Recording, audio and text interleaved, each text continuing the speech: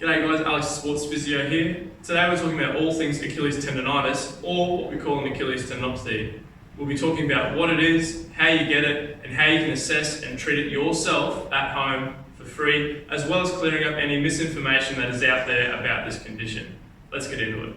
So let's talk anatomy. Now we know that every muscle has a tendon, and the Achilles tendon has two muscles which feed into it. The first and one we're most familiar with is the gastrocnemius, which is the big calf muscle on the back of the leg. Now this muscle is most active when our leg is straight and we're doing explosive things like sprinting, whereas the soleus, the second muscle, lives underneath the gastroc, and it's most active when our knee is bent and doing activities like jogging.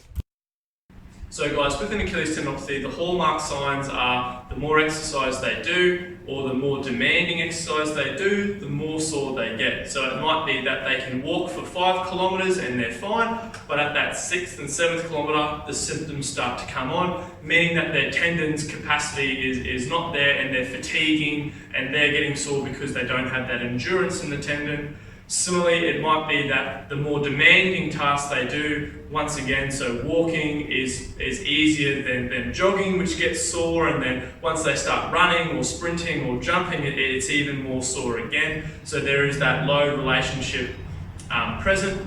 So we're just going to take a break here for a moment, guys, so that you can see if you can do this sort of testing at home to see if there is that load relationship present with your injury.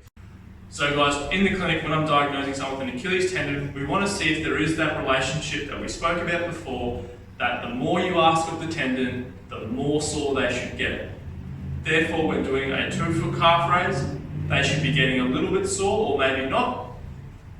But by doing a single leg calf raise, they should be getting more sore again. By hopping on the sore leg, they'll be getting even more sore, and then explosive jumping should make them even more sore again. And if this is the case, we can have a more stronger argument that they do have an Achilles tendinopathy issue. Quite similarly, if they're reporting things like walking gives them a little bit of pain, but running gives them more pain, and sprinting gives them more pain even still, that also supports the notion that they do have an Achilles tendinopathy type pain.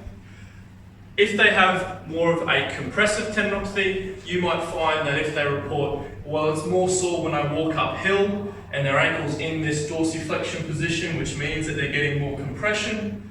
That's also another little bit to strengthen the argument that this is the type of tendon issue you might have.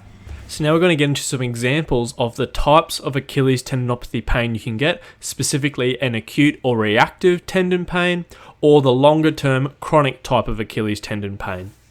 Quite often people get this presentation, quite often is they've had a period of time off and then they've gone back into hard exercise straight away. So the last month they've done not a lot and then straight back into hard exercise again. Maybe it's a New Year's resolution, maybe they're just trying to get fit again and they run into this problem.